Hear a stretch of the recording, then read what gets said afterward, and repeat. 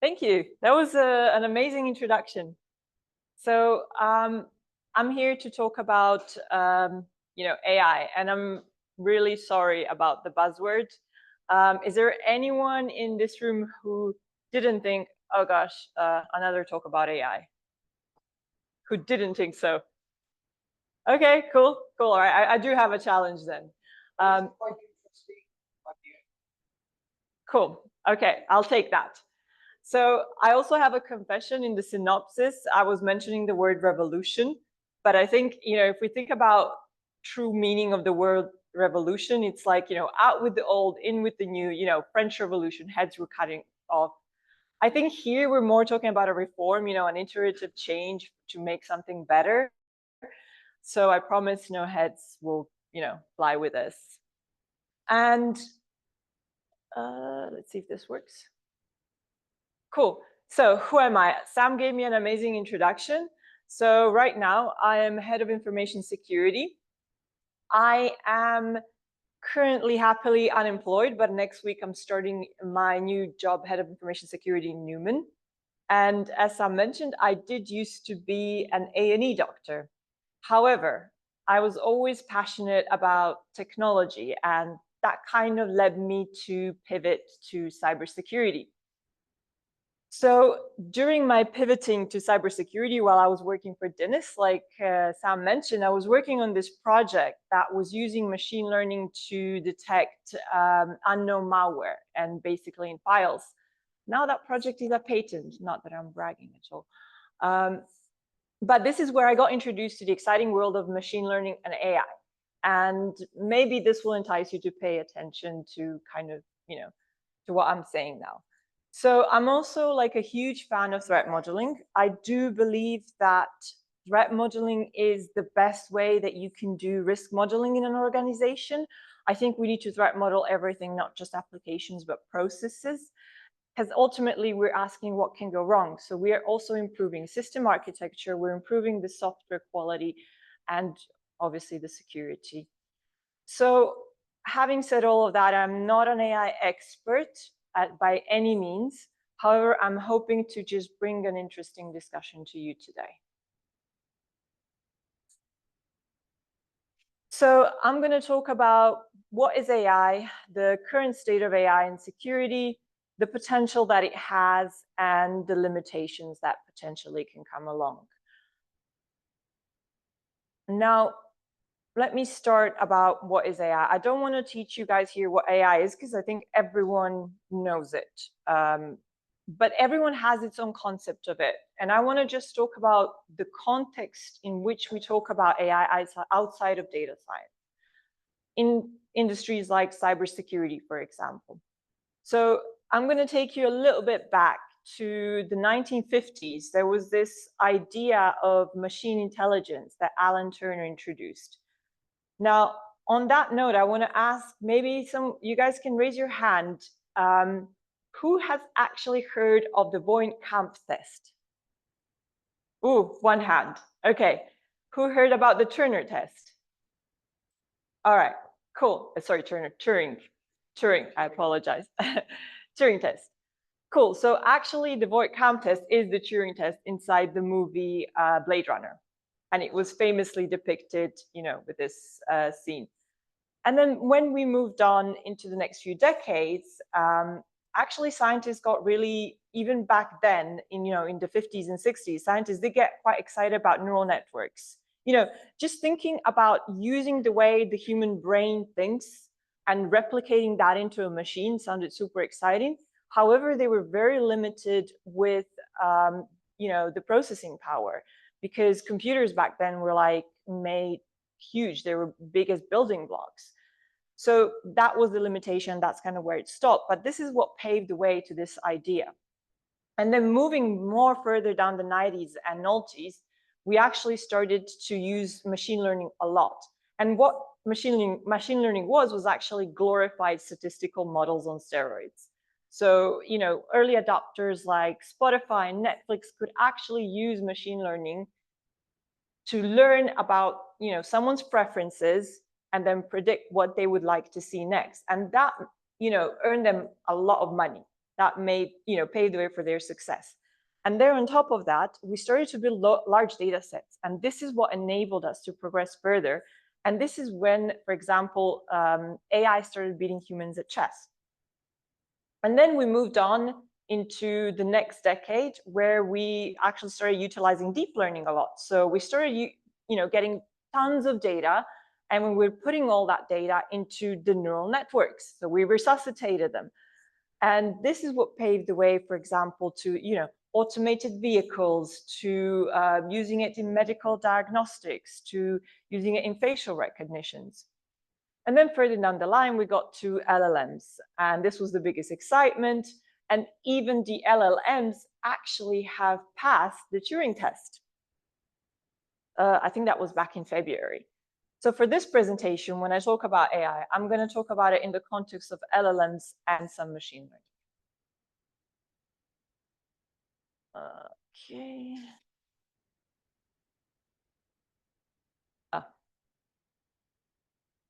Missed a slide, actually. This was the famous Turing word count test. So what do we talk about when we mention AI in cybersecurity? I think these days, there's this huge sentiment of doom and gloom. And even if you ask ChatGPT, for example, what are the sentiments around cybersecurity and AI, it will kind of tell you prevalence is the concern, and then you have the optimism. So we talk a lot about the privacy and security implications of AI. We also talk about how we don't trust it. We don't trust it to make decisions for us just yet. We believe it hallucinates, so we're super scared of these hallucinations and their ramifications. However, we do start to talk about their benefits, and one of the benefits is, let's say, threat detection or automating, but only with the man in the loop. So this is kind of the sentiment. What I want to talk today is actually the last one, the benefits, is like if as an industry we decide to embrace AI, which I think we should, we can have a lot of benefits because actually threat actors are already using it. So why shouldn't we?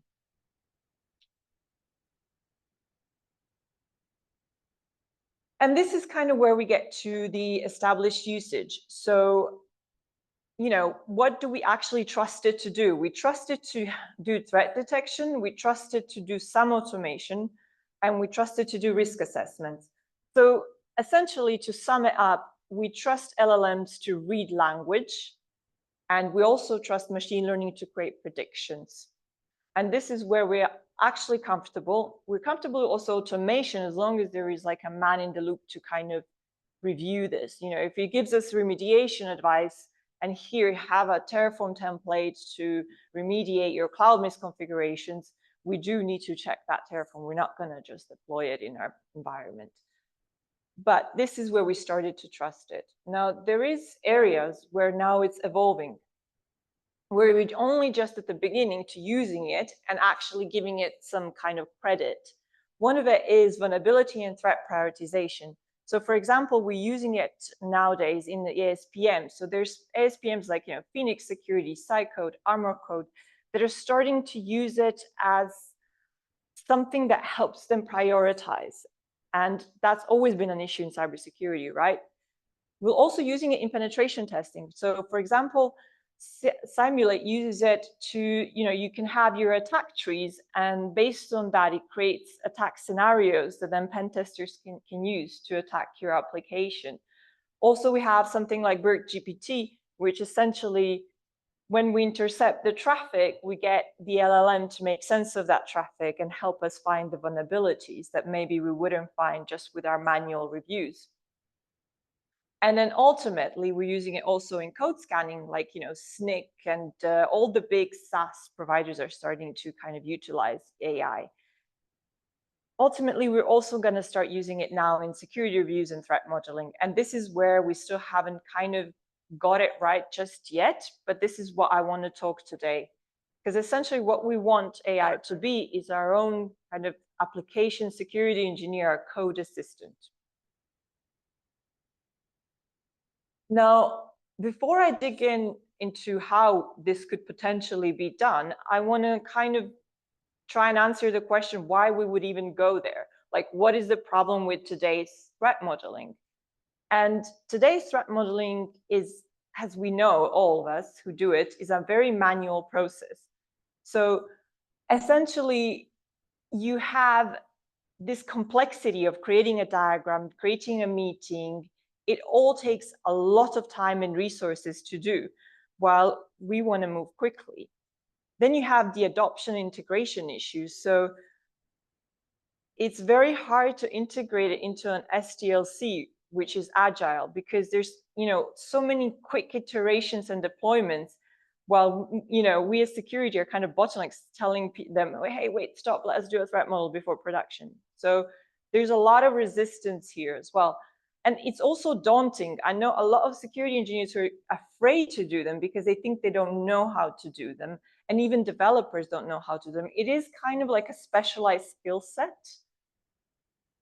There's also a problem with scaling. It's very hard to do a threat model on large, complex systems. You need to split it into smaller threat models, and it takes time. And then in the end, when we actually find our findings of the threat model, we need to actually prioritize it, because a lot of times we just talk about theoretical threats that don't matter, that have nothing to do with our attack surface, for example. And what are the consequences? Why is this a problem? Where, you know, we get a lack of communication between the teams, we get critical findings going into production, and then we get breaches. And yeah, nobody wants breaches. So to discuss ultimately what we want to achieve, we kind of need to understand what we want. What we do want is we want some sort of automation. But this automation might need man in the loop, right?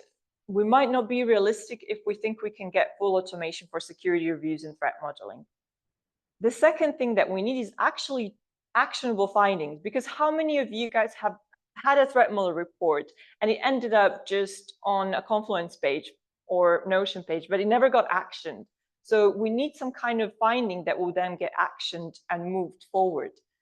And then also, this is where we get to the integration and continuous testing and enforcement.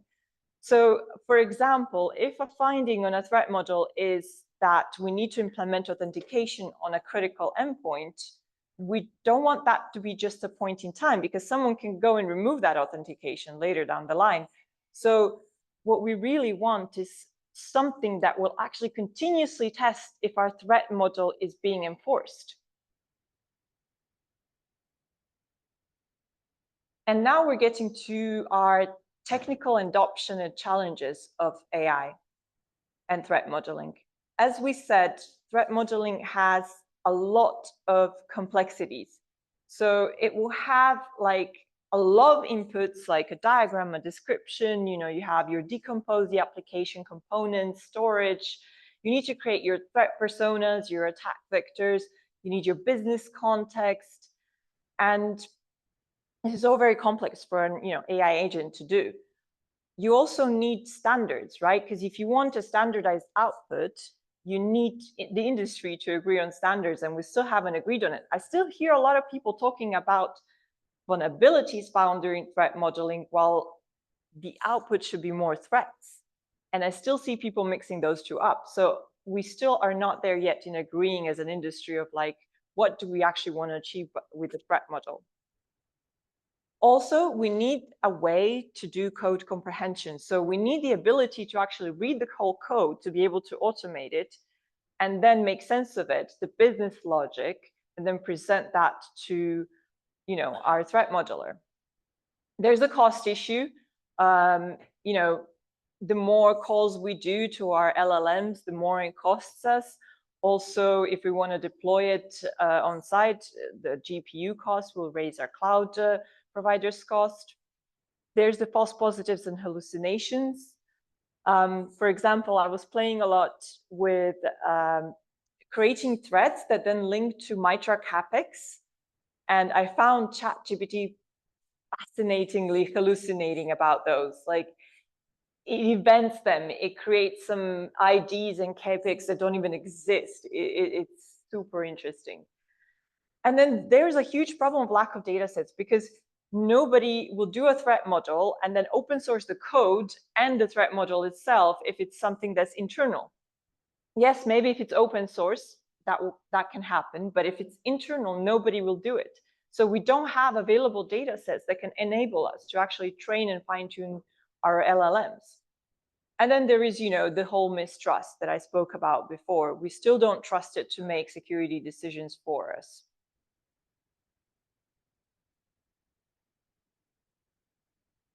So what are the opportunities actually? Like, what can actually be done? I see this can be done in some multiple ways. We can do threat modeling from attributes. I called it TMFA. I'll explain it in a bit. And we can do threat modeling from the code. And then we can also do security design reviews, and we can do the continuous monitoring and enforcement. I'm going to talk for a moment about the TMFA. So basically what we do with TMFA is we have our attributes. So we decompose the application, and then we identify and prioritize, our threats, our vulnerabilities, our risks, and then we get, as an output, actionable advice. So essentially, we feed all of this information to the LLM, but we actually feed it in a way that maybe if we have a diagram, we can derive a lot of things from the diagram. So we make it easier for the security engineer to go through this flow. So instead of kind of spending hours and hours trying to read the diagram and asking people around, or on a meeting, perhaps if we just start with a good diagram, we can get a lot of these things put in, and then we feed it to the LLM, and then the LLM, if it's very well trained and fine-tuned, it can give us those threats and vulnerabilities and risks. Now there is, in terms of the players on the market, there is like you have the open source one, which is Stride GPT. Don't know if anyone played with it here. That uses, the Stride methodology to derive your threats. You have an attack tree, which is also a really cool tool. You just have to enter a lot of information. You give a good description, gives you like nice visual attack trees. And then you have some up and coming, emerging players in the market like DevArmor, who are trying to do, code and application driven threat modeling. You have Threat Modeler, who's trying to do it with infrastructure as code. You have Apiro, who's doing security design reviews with AI. So there is emerging players in the market who are leading towards that. And then I'm going to talk briefly, due to time, about the threat modeling from code. Now, can we ever achieve full automation of threat modeling? Does anyone believe here that we can do it ever? Cool. Some optimists. This is I think this threat modeling from code is as close as it gets. Essentially, you need to get the LLM to analyze the whole code base, and it needs to not only analyze the code base, but actually needs to know what to focus on from the whole code base. It needs to understand the business logic, and it needs to understand the relationships between the various code elements. It needs to understand the infrastructure, so maybe there can be some infrastructure as code there as well. And it needs to be able to build a proper data flow between those elements and components. And then it needs to be able to standardize your threats, risks, and control in a meaningful way. It needs to be creative, but not too creative, because we don't want it to hallucinate. And it needs to be comprehensive, but not too comprehensive / noisy. Now, how can this be achieved? Potentially with RAG. So this is retrieval augmented generation. Essentially, what we do is from the code, we create vector embeddings. And then these vector embeddings are basically numerical data, which allows the system to quickly retrieve that data. Because they are grouped into a meaningful semantic way, we can quickly grab them and kind of find what we're looking for based on semantics. And this process can potentially, improve the accuracy and contextual relevance of the LLM, and also help us reduce the cost, because if we feed the whole code base to the LLM, it's going to cost us a lot. And then, if we're going to be super optimistic, one day we're going to have adaptive threat modeling, which means that, our threat models will adapt in real time and dynamically adjust. We're going to have continuous threat modeling and enforcement, which means that not only we will look at what our threat modeling found, but check the code if anything has changed since then, if anyone is actually going against what we said in the threat model. And then we're going to have also the business context pouring into all of this for our perfect threat model. So there will be some market disruptors, and I think it's going to be really exciting to see in the next few years how this will come out and how this will all kind of turn into some hopefully great tools that can help the community. But we can also help the community. I'm thinking I'm going to create an OWASP project, so please contact me and join me. What I want to do is I want to standardize the threat modeling inputs and outputs in like a schema, JSON schema format, and create a huge data set of threat models. So this can, first of all, the community can learn from it. We can all collaborate on threat modeling. And secondly, this can actually help fine-tune LLMs in the future and help us, get better at fighting the threat actors.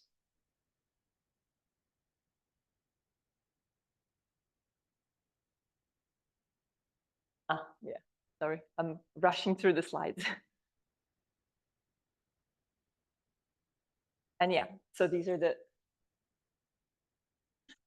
and that's it. Thank you very much. I've gone 2 minutes.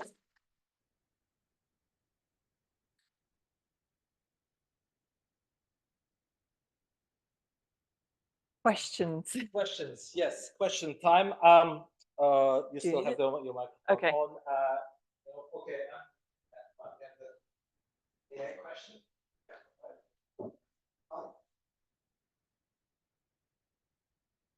Really nice presentation. In the beginning, you were saying that currently we don't really trust AI to maybe help us.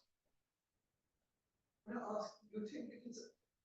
I think I'm depending on your medical knowledge at the same time.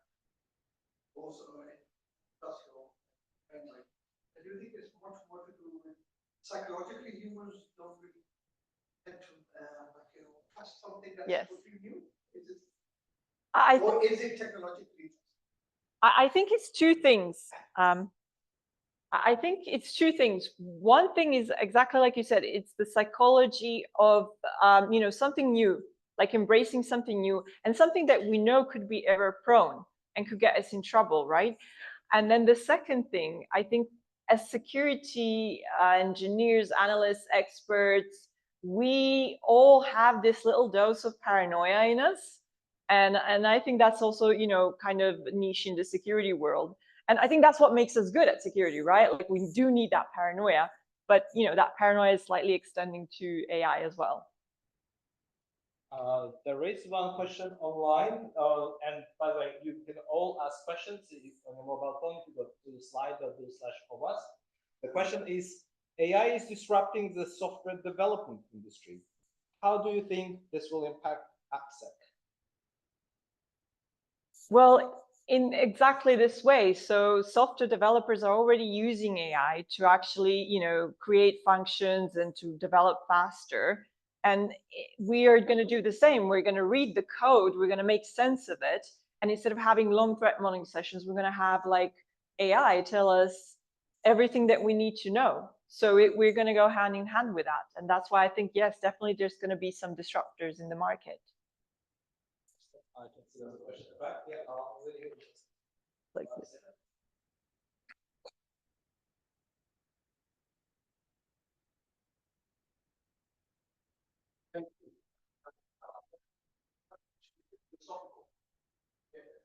Every time you go through the process of developing a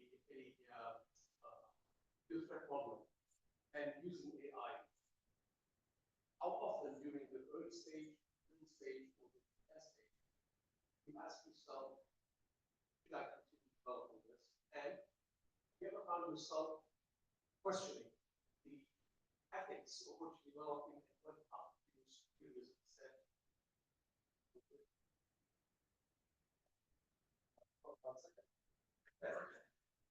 I can maybe come closer and help. So your question, just to try to understand the question better, your question is, is using AI for threat modeling ethical, or is it what we're developing and threat modeling?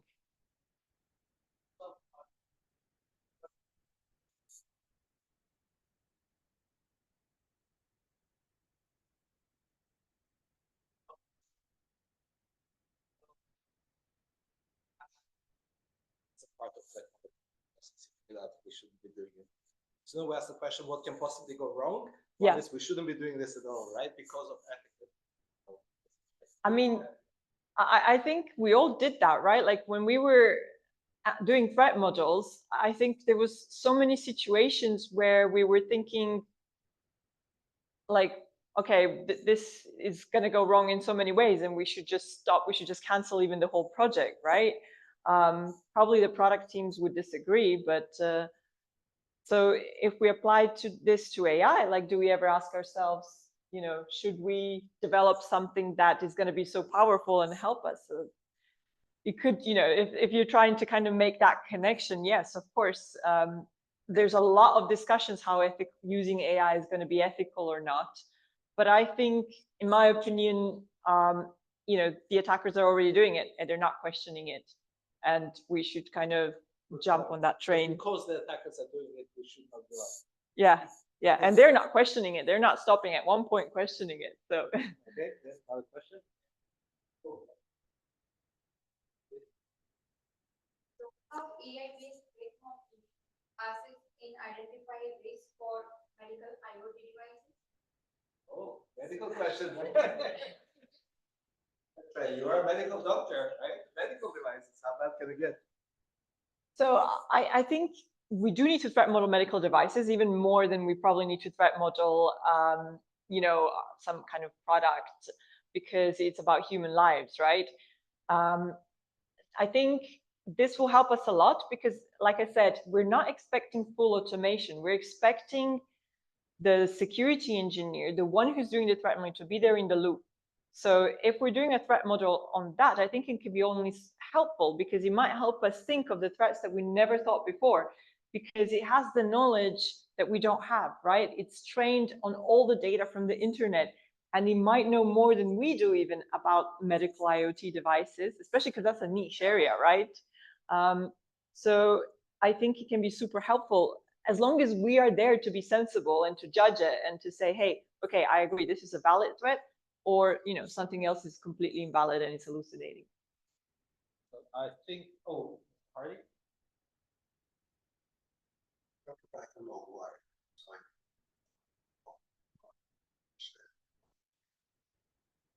What they see on the system.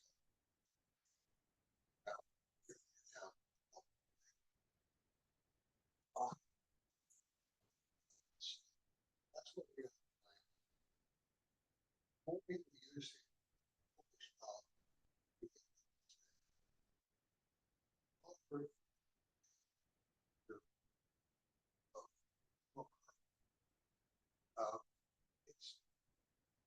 It's my big worry about query AI.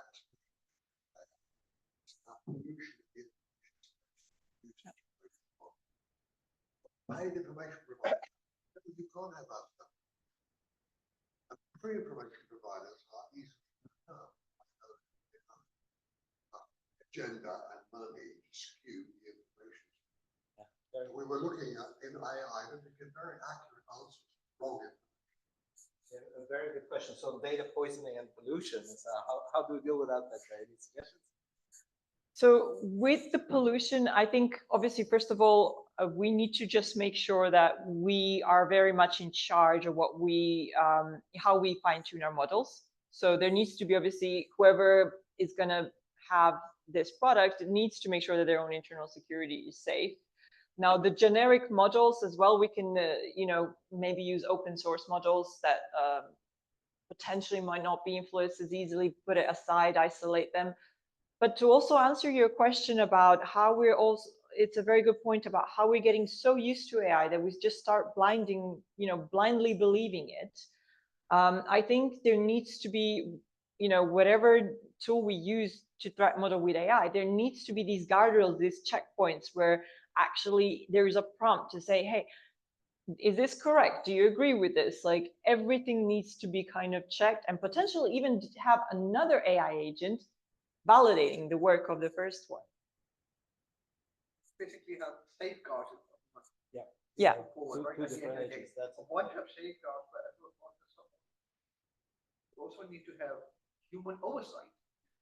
You have to have Exactly. real Man in the human loop. oversight. Yeah.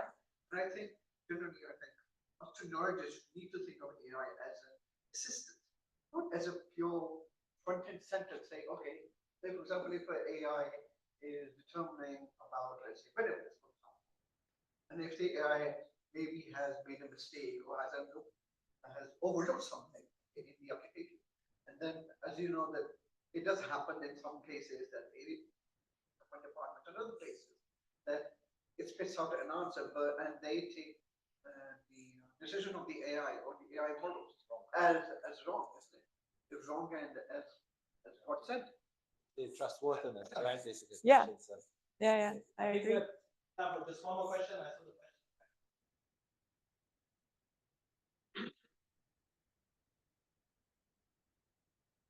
For here.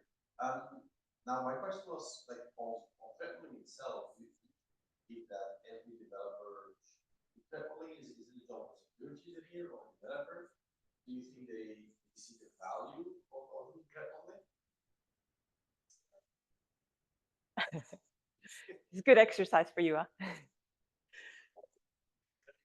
Good thing Especially with that cake. Yeah. Okay. So I think the only way to make threat models scale is to actually get developers to do it. I don't think every developer should do it. I think we should have like security champions. But I think the only way to scale it is to actually get, designated people in the development teams to do it and have something to facilitate that. And the security engineers are the ones who can review the threat models and kind of validate it and, be the ones who are saying it. In some smaller companies, yes, it can be the job of a security engineer and they can actually do those. But I think the only way to make it scale with small security teams and, large development teams is to get the developers involved. And I think in my experience, I actually do see the value because a lot of times you can actually find things in the system architecture that can go wrong. And actually you improve the software quality, you improve the system quality. So it's not just a security activity, it becomes more like a architectural activity where there can be more benefits for the business than just on the security side. But that's my opinion. Excellent. Thanks very much, Petra.